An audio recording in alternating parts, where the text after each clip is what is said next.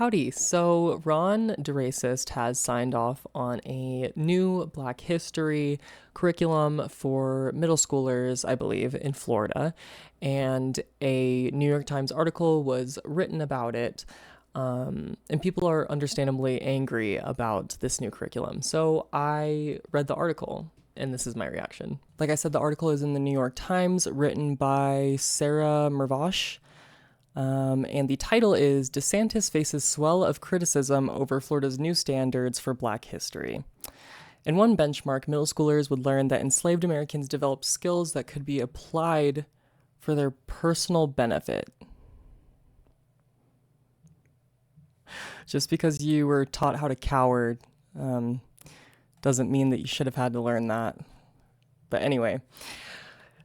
The article begins, after an overhaul to Florida's African American history standards, Governor Ron DeSantis, the state's firebrand governor, campaigning for the Republican presidential nomination, is facing a barrage. He's still running.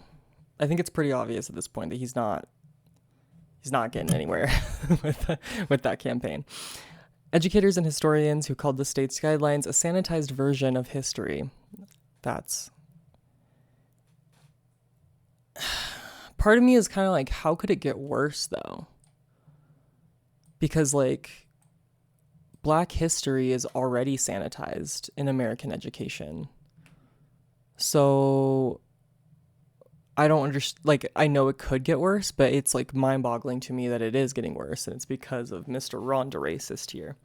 For instance, the standards say that middle schoolers should be instructed that slaves developed skills in which some instances could be applied for their personal benefit, a portrayal that drew wide rebuke. In a sign of divisive battle around education that could infect the 2024 presidential race, Vice President Kamala Harris directed her staffers to immediately plan a trip to Florida to respond, according to one White House. I mean, I appreciate the fake effort, but nothing's gonna happen. Kamala doesn't do anything, ever. How is it that anyone could suggest that in the midst of these atrocities there were any benefit to being subjected to this level of dehumanization? True. Miss Harris, the first African American and first Asian American to serve as a vice president, said in a speech in Jacksonville on Friday afternoon. Out of her speech, Mr. DeSantis released not doctor. He's barely a politician, let's get real. Mr. DeSantis released a statement accusing the Biden administration of mischaracterizing the new standards and being obsessed with Florida. Yeah, Florida's new standards land in the middle of a national tug of war on how race and gender should be taught in schools. There have been local skirmishes over banning books and burning them. What can be said about race in classrooms, and debates over renaming schools that have honored Confederate generals. Mr. DeSantis has made fighting a woke agenda in education a signature part of his national brand. He overhauled New College of Florida, a public liberal arts college, and rejected the College Board's AP course on African American Studies, and his administration updated the state's math and social studies textbooks, scrubbing them from prohibited topics like social emotional learning, which helps students develop positive mindsets, and critical race theory, which looks at the systematic role of racism in society. Disappointed but not surprised. And my disappointment just comes from being alive. I'm disappointed that I have to be alive at this time. With Mr. DeSantis and Mr. Biden now both official candidates in the 2024 campaign, each side quickly accused the other of pushing propaganda onto children. Florida's rewrite of its African American history standards comes in response to the 2022 law signed by Mr. DeSantis, I hate his name, known as the Stop Woke Act, I've never heard of this, which prohibits instruction that could prompt students to feel discomfort about a historical event because of their race, sex, or national origin. So this act prohibits teaching things that happened in history that could make someone uncomfortable. Are we living in, like, Nazi Germany? I'm like, what the fuck? The new standards seem to emphasize the positive contributions of Black Americans throughout history, from Booker T. Washington to Zora Neale Hurston. Fifth graders are expected to learn about the resiliency of African Americans, including how the formerly enslaved helped others escape as part of the Underground Railroad and about the contributions of African Americans during westward expansion. The teaching of positive history is important, said Albert S. Brossard, a professor of African American Studies at Texas A&M University who helped write history books. For McGraw-Hill, Black history is not just one long history of tragedy and sadness and brutality, he said. But he saw some of Florida's adjustments as going too far, dehumanizing or de-emphasizing the violence and inhumanity endured by Black Americans, resulting in only a partial history. I'm like so irritated that I'm getting tongue-tied. It's the kind of sanitizing students are going to pick up, he said. Students are going to ask questions and they're going to demand answers. That's true. Kids aren't stupid. In what way was enslaving our people beneficial when you think about all of the hurdles that we now have to cross because of what has been put in place to push us backward? The entire Black American experience is two steps forward and 5 steps back all the time, constantly, regardless of where you are in the country. This is disgusting. Florida Department of Education said the new standards were the result of a vigorous process, describing them as in-depth and comprehensive. They incorporate all components of African American history, the good, the bad, and the ugly, said Alex Lanfricani, the department's director of communications. One contested standard states that high school students should learn about violence perpetrated against and by African Americans during race massacres of the early 20th century, such as the Tulsa Race Massacre. In that massacre, white rioters destroyed a prosperous Black neighborhood in Tulsa, Oklahoma, and as many as 300 people were killed. I don't understand what the significance of violence perpetrated by Black people against white people who are murdering them has anything to do with this historical event in terms of curriculum. Shouldn't we be focused on the wrongdoings and not on the retaliation? By saying that violence was perpetrated not just against, but by African Americans, the standards seem to grasp at teaching both sides. Both sides. What's the other side? Let's think about that. What is the other side? There's the human rights side. There's the side of being murdered by people because you look different.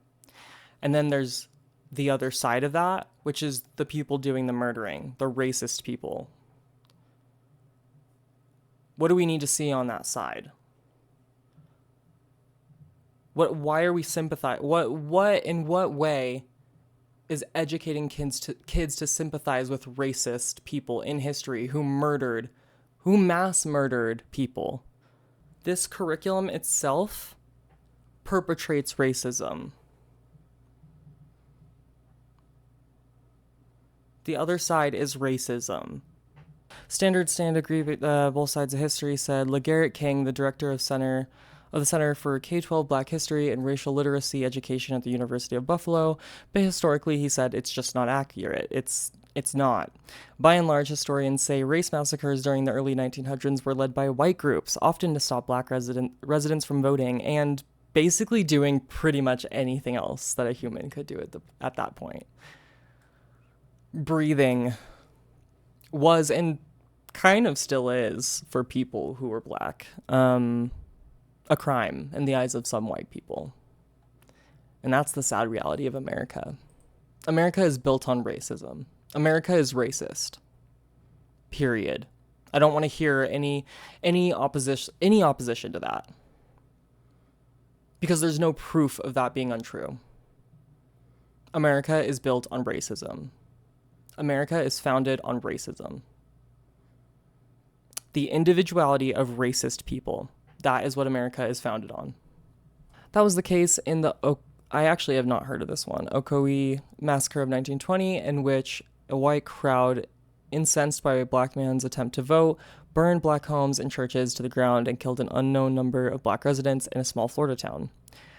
Geraldine Thompson, a Democratic senator, who pushed to require Florida schools to teach the massacre, said she was not consulted in the information of the new standards, though she holds a non-voting role on the Commissioner of Education's African American History Task Force. She said she would have objected to the standards as slanted and incomplete. She questioned, for instance, why more emphasis was not placed on the history of African people before colonization and enslavement. The reason why is because when you teach that, you have to reveal the fact that America is racist. That's why. They're scared of getting into that, because then too many people will realize the truth. American history begins with racism. It begins with invading lands that we weren't supposed to be on, and dehumanizing people who were here before us in order to take that land. The Florida standards were created by a 13-member work group with input from the African American History Task Force, according to the Florida Department of Education. It's so disgusting the way that pushing for literally anything that reveals our bloody past, our disgusting, violent past, and present, anything that pushes for that is met with opposition. And when we finally get what we want, when we finally get maybe teaching about these massacres, now we have to look at the other side of it. Let's consider the other side. It doesn't make sense to be racist. It's in direct opposition of being a human. So I don't understand the argument of, let's see both sides. No, fuck off with that. The two members of the work group, William Allen and Francis Presley Rice, released a statement responding to critiques of one of the most dissected standards depicting enslaved African Americans as personally benefiting from their skills. The intent of this particular benchmark clarification is to show that some slaves developed highly specialized trades from which they benefited, they said, citing blacksmithing, shoemaking, and fishing as examples.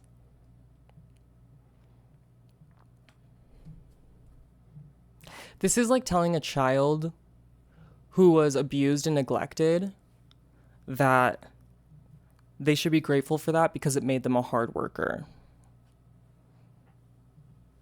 This is like telling somebody who's been homeless their entire life that they should be grateful for the skills they learned on the streets. They should be grateful that they learned how to do things like, sell drugs and murder people because it was the only way to get a step further in life, to survive. That's what that's like. There's a reason why Black people in America who are successful most of the time are in the business of doing something that they had to learn to do in order to survive, or in order to cope with the violence of this country. There's a reason why there's so many Black musicians and entertainers. It's because they're pulling from some of the darkest stories in their past because of systemic racism. Any attempt to reduce slaves to just victims of oppression fails to recognize their strength, courage, and resilience. Don't fucking get out of here with that. I hate this rhetoric of, you're being racist, actually, because you're not acknowledging all the good things this brought. No.